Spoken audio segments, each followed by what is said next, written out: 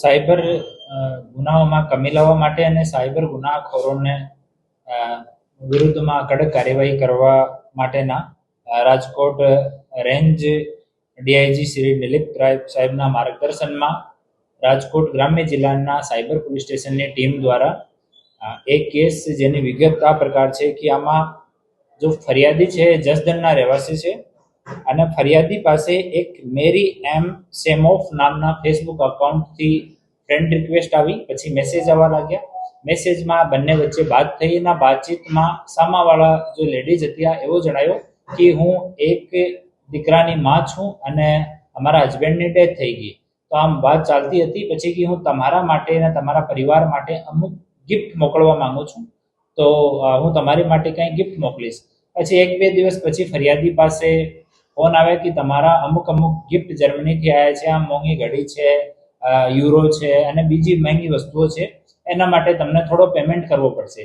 Initially થોડા પૈસા લીધા, પછી ટૂંકે પૈસા લઈને ટોટલ 6,31,900 રૂપિયા ઓનલાઈન ફરિયાદી પાસેથી ટ્રાન્સફર અલગ અકાઉન્ટમાં લોકો કરાવી લીધા. ફરિયાદીને ત્યારે ખબર પડી કે અમારી સાથે કંઈ ગડબડ થયું છે, તો ફરિયાદીએ પોલીસને જાણ કરી. સાયબર પોલીસ સ્ટેશનમાં ગુનો દર્જ કરવામાં આવ્યો અને પછી એની ઇન્વેસ્ટિગેશન સાયબર પોલીસ સ્ટેશનના પીઆઈ શ્રી રવિ ગૌતમ અને પીએસઆઈ શ્રી અનિરુદ્ધ કામલિયા કરતા હતા. આ ગુનાની ઇન્વેસ્ટિગેશન દરમિયાન ટીમને ખબર પડી કે એ લોકો જો છે એ આફ્રિકાના અલગ કન્ટ્રીઝના રહેવાસી લોકો છે અને દિલ્હી અને એનસીઆરમાં રહીને એ લોકો એવી રીતે લોકો સાથે છેતરપિંડી કરે છે. તો આમાં અમારે પીએસઆઈ અનિરુદ્ધ કામલિયાની ટીમે ગાઝિયાબાદથી 3 આરોપીઓને અટક કર્યા છે, જેમાં એક જેસ્મીન યા અનશા ઉર્ફે એન્જલ, આ મૂળ ઘાના દેશની રહેવાસી છે. જેન્જેલી ઇમાની ડેનિસ, આ 22 વર્ષનું છે, તંજાનિયાનો રહેવાસી છે.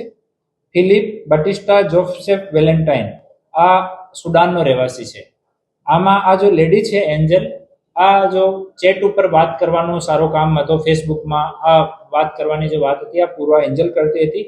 એ બીજા 2 લોકોનું કામ હતું કે એ અલગ અકાઉન્ટ્સના credit card, debit card, passbook રાખતા હોય છે અને એટીએમથી એ પછી પૈસા વિડ્રો કરી લે.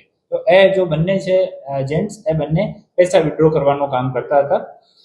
ઇનિશિયલી જે ફેસબુકમાં અને વોટ્સઅપ ઉપર વાતચીત દરમિયાન જે આઈપી જે નંબર યુઝ થયા છે અને જે આઈએમએ વાળા ફોન યુઝ થયા છે એની પાસેથી રિકવર થયા છે.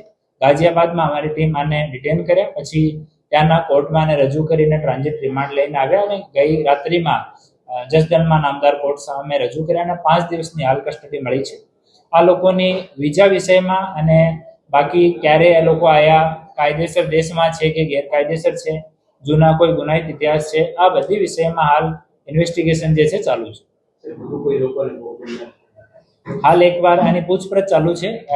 ઇનિશિયલી લોકો બહુ નોન કોઓપરેટ નથી કરતા ત્યાં, પરંતુ ત્યાંના લોકલ પોલીસના સહયોગથી, નામદાર કોર્ટના સહયોગથી આને અહીંયા સુધી લાવવામાં આવ્યા અને પછી હાલ કસ્ટડીમાં લીધા છે. હાલે પોલીસની એક ટીમ બનાવી છે જે લોકો અંગ્રેજી ભાષાના જાણકાર છે.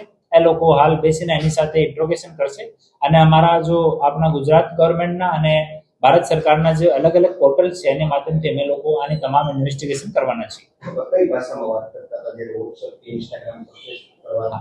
એ લોકો મૂળતઃ હિન્દી ભાષા જે અંગ્રેજી ફોન્ટમાં લખેલી છે એમાં વાત કરતા હતા અને હિન્દી એ લોકો અમુક સમયમાં આને સમય થઈ ગયો તો થોડા હિન્દીના જાણકાર પણ છે અને બાકી એ લોકો આના એઆઈના જે ચેટ જીપીટી વગેરે છે એની મદદ એ લોકો લેતા હતા.